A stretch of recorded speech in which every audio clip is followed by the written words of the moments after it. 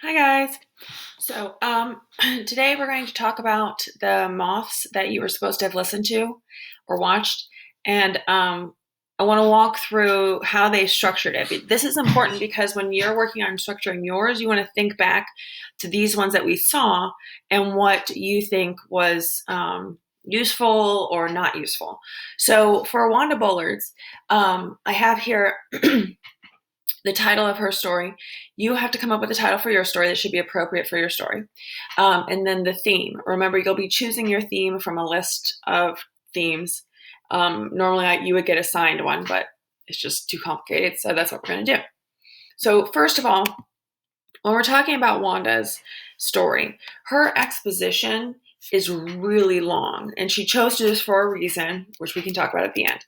So, some of the things that she included in her long exposition was talking about how her father was a single father for a while and remarriages, his jobs, and when he was the fire commissioner. These things are used in order to show the characterization of the person. So you want to think about how are you going to show the characterization of someone. So in this case, she's trying to show like he steps up and he does what's necessary, and that lots of people appreciate and love him or have a special place in their heart for him, and that he cares about others, like especially the fire commissioner part. And then it also talks about how he becomes involved with the police radio and working at the police station. Okay. Now, they get a prisoner, right? Their first prisoner. And a lot of us would think that that is the conflict, that's the problem. But that's not really a problem for the story that drives the story along or gets resolved or anything like that. They have a prisoner that's exciting, but it's not the problem. The problem is when he lets the prisoner go. So we're going to put the prisoner arriving as the exposition. Okay. Then we go into the conflict, and the conflict is obviously going to be when the prisoner can't pay his fine and the dad decides to let him go to get money. And he gives him the keys, which is fantastic. Okay, so then that moves us on to the rising action. So things that lead up to the climax. So then that makes us think, well, we should probably figure out the climax first to see when it changes from rising to the problem is the most exciting moment. So the most exciting moment in the story is when the prisoner, the person, walks back in where all the police are waiting for them. And it proves that, the dad was right. So rising action would be all the things in between, which would be like the police finding out, everyone waiting, the ideas they had to cover it up, and those sorts of things. Okay, so then there's really no falling action because it's just he's there to pay his fine, and that's it. And that's fine because the problem is still resolved. The conflict is still resolved. So the last line, though, is always important, and we want to make sure to pay attention to the last line. So this one's last line was, by the way, Mr. Bullard, I'm sorry I was late getting back, but I had to wait in line at the barber shop. Okay, now, this last line we want to analyze a little bit and think about what is it that makes that line such a good one. It's the fact that he planted that seed, or she planted that seed way earlier. She planted that seed when the prisoner arrived, okay? Because she mentions how he had really long hair, which was something her father hated. And then she also mentioned it when he gave him the keys to the car and said, like, oh, and if you happen to have some extra money and time, why don't you go get a haircut? So she plants the seed. And so you want to think about that too when you're thinking about your last line. is how can you plant the seed earlier so that when it shows up, it makes sense that that's the last line of the story. Okay. Now, some good things that she does. Her accent kills the story. Now, that has to be part of the, persona of the person. So I would say that the accent is really, really helpful. I would say that she doesn't use a lot of extra movement to tell the story, but she does move when it is, useful for the story. Like she has things like a long ring, and so like she moves then, or those sorts of things. Some things that I think are not the greatest. The exposition is really long. Like I understand that she's trying to build the character, but it seems like kind of painfully long. So I would put that in that section. Okay, but that's just where we're going to stop for that one. That's the first one. Now, the reason that we listen to hers is that she is the mother of the moth. She's the one whose porch everyone would go and sit on and tell stories. And then everybody started doing it in a larger scale. So she's kind of the mother of the moth. Okay, so the second one that you listened to was by Al Letson. And that story kills me every time. I remember the first time that I heard him tell this story, I was listening to the podcast, and I was doing yard work in my yard, and I was pulling weeds, and I am just crying and crying and crying during his story. And then my partner pulls into the driveway, and he just sees me covered in dirt and sweat and tears, and he's like, "Are you okay?" And I'm like, "Yeah, it's just such a beautiful story." So I always, have a special place in my heart for this story.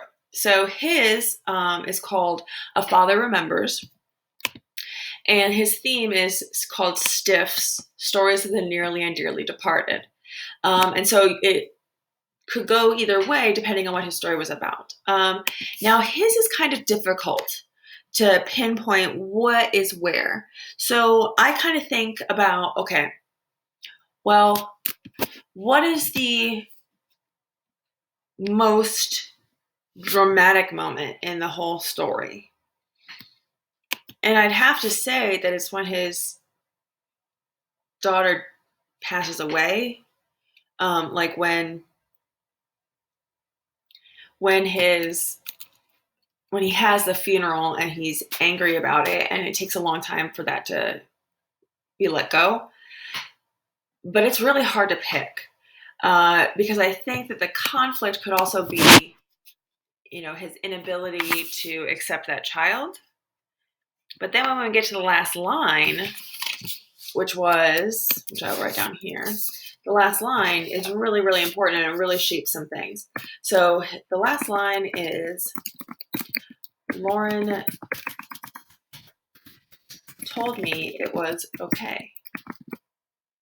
Okay, so if that is when it's resolved, the problem, then when does it first become a problem that he thinks that Lauren is not, is mad at him or disappointed at him? And so I think that conflict happens when he gets out of bed when the baby kicks him.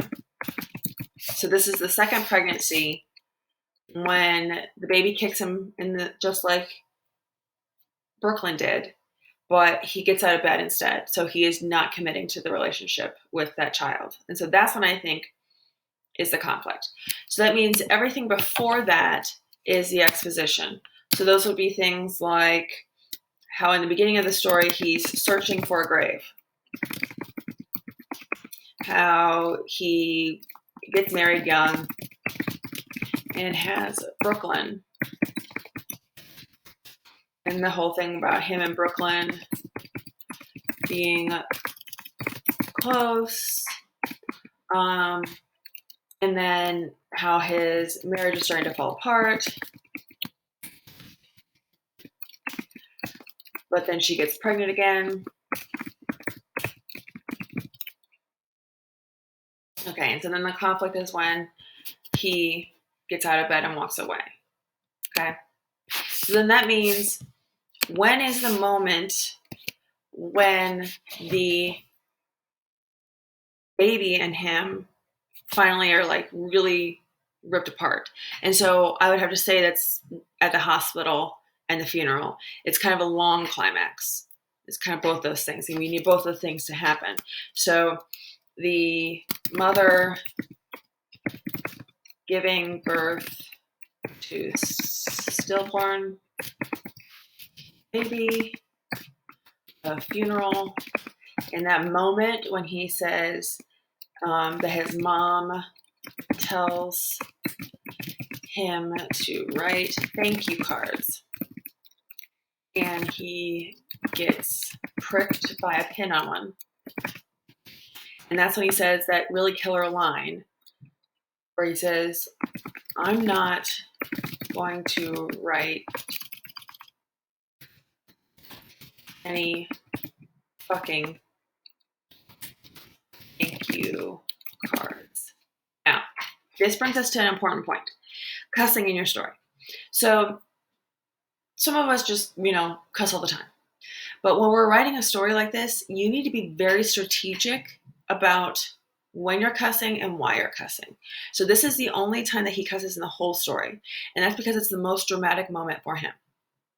For him, this is when all of his frustration and anger just comes out and he lets it out. So that's an important time to use something that shocks the audience so that we pay more attention. So that's fine. But you have to be strategic. It can't just be used all the time.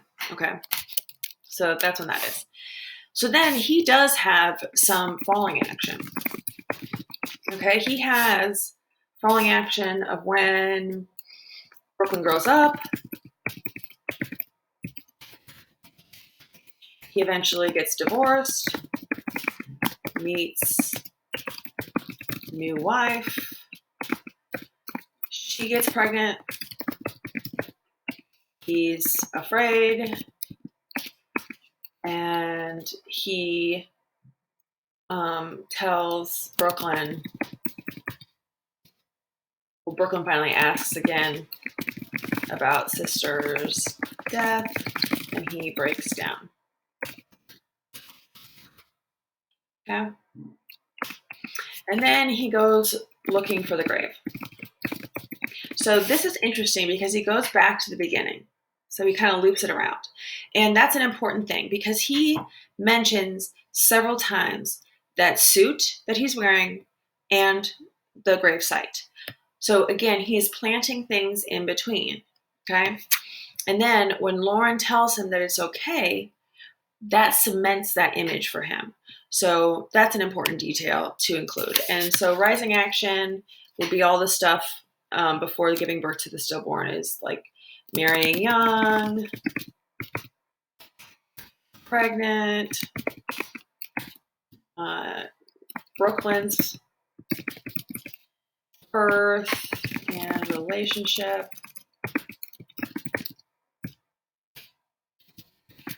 All that jazz. Okay? Okay. So some good things about his. I think that his imagery of the suit is fantastic. It's really, really important. And I think that his climax and cussing is great too. I think it really is a powerful moment. I think that some of the bad things that he does is try and inject humor.